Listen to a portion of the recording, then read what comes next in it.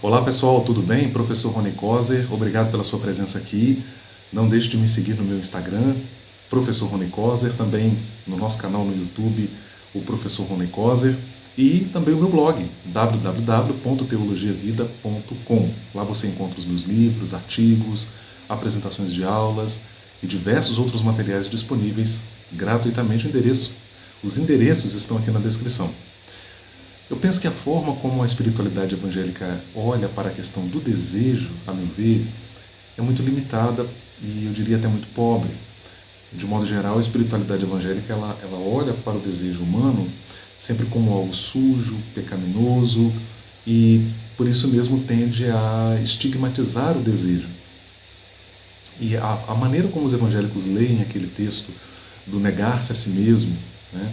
Eu preciso negar a mim mesmo, a ideia de abnegação religiosa no imaginário, na mentalidade evangélica, a meu ver, é adoecedora, porque isso se confunde com a anulação de si, em que você quer negar o seu desejo.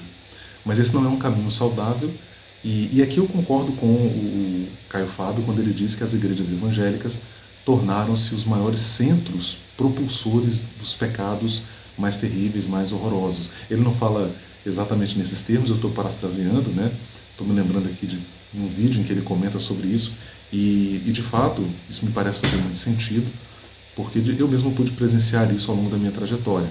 Então essa repressão religiosa que você faz do seu desejo, na verdade, alimenta ele, fomenta ele, porque se constitui uma fuga e não uma tratativa do desejo.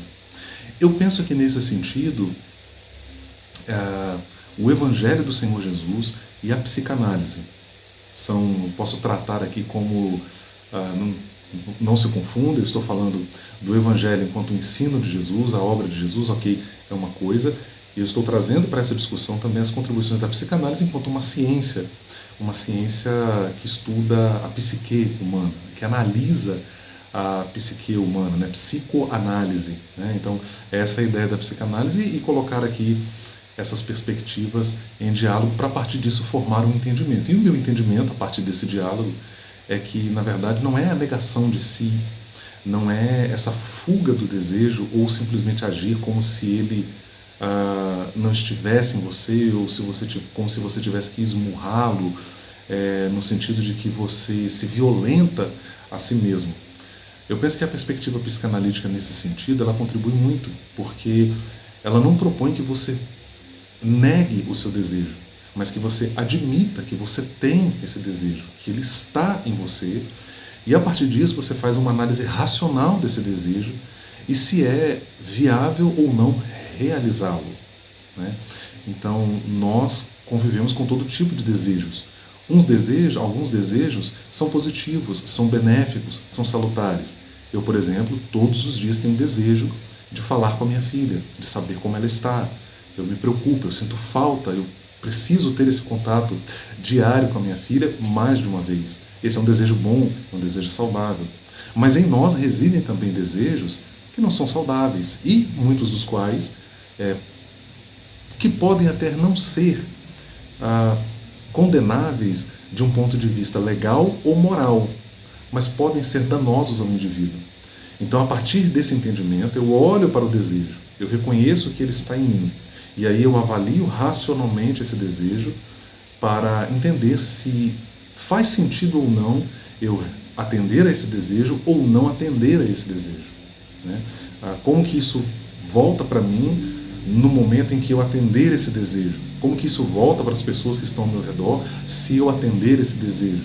Né? Então eu vou encarar esse desejo de frente. Se eu entendo que ele é danoso, a partir disso então eu vou buscar formas de lidar com esse desejo, não simplesmente negando, agindo como se ele não existisse, sufocando, até porque isso pode provocar outras reações que podem ser danosas para o indivíduo, mas eu vou lidar com esse desejo, eu vou tratar esse desejo e, quem sabe, talvez de uma forma também procurar compensá-lo com outras atividades que sejam saudáveis, que sejam salutares, que não sejam prejudiciais. Né? E agora eu trago aqui a perspectiva do Evangelho, que me leva a pensar que as minhas ações têm implicações sobre o outro. Amai-vos uns aos outros. Ninguém faça as suas coisas como se fosse só para si, como se fosse somente seu, mas pensando cada qual no que é de outrem. Jesus vai dizer, olha, se alguém te pedir para caminhar uma milha, vai com ele duas. Então essa preocupação com o outro, essa alteridade que está tão presente no Evangelho de nosso Senhor e Salvador Jesus Cristo, é uma forma importante e é um caminho de amor que eu posso trilhar para tratar o desejo que está dentro de mim. E se ele coloca para mim um conflito, se ele coloca para mim uma dificuldade, eu vou me pautar por esse valor do Evangelho, por essa ética do Evangelho, para poder então lidar melhor com a questão do desejo. Então perceba que no Evangelho, na psicanálise e em outras áreas de conhecimento humano, para além da psicanálise, nós temos também aí conhecimentos, saberes, aportes que podem nos ajudar a lidar com as nossas questões. E eu espero que esse vídeo tenha sido útil a você. Se foi, deixe o seu comentário, compartilhe, reposte, encaminhe para aquele amigo seu ou aquela amiga sua que está lidando com essa questão. E caso você não tenha gostado também, está tudo bem. Eu estou aberto aqui ao seu feedback, ao seu comentário, às suas impressões. É sempre um prazer dialogar com vocês. Forte abraço.